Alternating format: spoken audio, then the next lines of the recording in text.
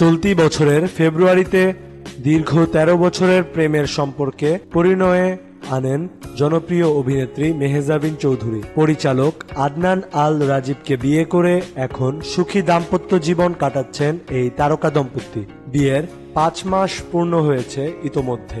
এর মধ্যে বহুবার দেশের বাইরে গেছেন মেহজাবিন। প্রায় সব সফরেই সঙ্গে ছিলেন স্বামী আদনান রাজীব, যদিও সেসব ছিল কাজের সূত্রে কিংবা অবকাশ যাপনের বিভক্ত আয়োজন। বিয়ের পর মেহজাবিনের এত সব সফর দেখে অনেক ভক্তই হানিমুনের কথা ভুলে গিয়েছেন। আবার কেউ কেউ ধরে নিয়েছিলেন এই ভ্রমণগুলোর মধ্যেই লুকিয়ে আছে তাদের অঘোষিত হানিমুন। হয়তো আনুষ্ঠানিক ভাবে নয়, তবে ছুটির আমেজেই সময় কাটাচ্ছেন তারা। বিদেশ সফরে গেলে মেহজাবিন সাধারণত নানা মুহূর্ত সামাজিক মাধ্যমে ভাগ করে থাকেন। বিয়ের পর যোগ দিয়েছিলেন কান চলচ্চিত্র উৎসবে, ঘুরে এসেছেন প্যারিস, মিশরের পিরামিড ঘুরে দেখছেন রাজীবের সঙ্গে। এরপর কাটিয়েছেন দীর্ঘ সময় কানাডায়। এবার তারা পৌঁছেছেন শিল্প সংস্কৃতির দেশ ইতালিতে। তবে এবারের সফরটি একটু আলাদা, কারণ এবার হানিমুন বলেই ঘোষণা করলেন মেহজাবিন নিজে।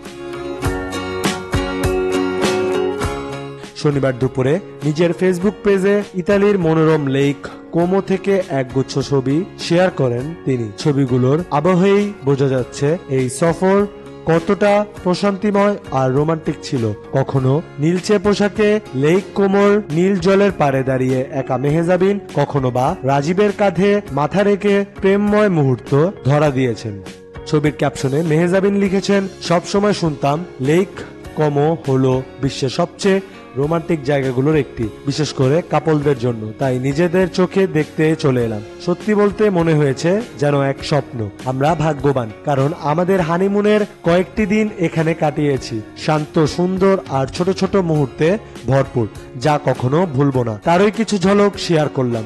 এই পোস্ট দেখে যেমন ভক্তরা মুগ্ধ হয়েছেন, তেমনি কমেন্টও ভেসেছে ভালোবাসা আর শুভকামনার বন্যা। কেউ লিখেছেন সবচেয়ে প্রিয় জুটি, আবার মজার করে এক নেটিজেন মন্তব্য করেছেন, আপনাদের হানিমুন এখনো শেষ হলো না। উল্লেখ্য, ছোট পর্দায় সফল ক্যারিয়ারের পর এখন বড় পর্দাতেও নিজের অবস্থান শক্ত করেছেন মেহজাবিন। প্রিয় মালতী সহ বেশ কিছু সিনেমার জন্য পেয়েছেন বিশেষ সম্মাননা ও শ্রেষ্ঠ অভিনেত্রীর পুরস্কার। তবে শুধু পেশাগত দিকেই নয়, ব্যক্তি জীবনেও যেন এখন চলছে তার সোনালী সময়। সোহাইব বিন সিরাজ, SBS বাংলা।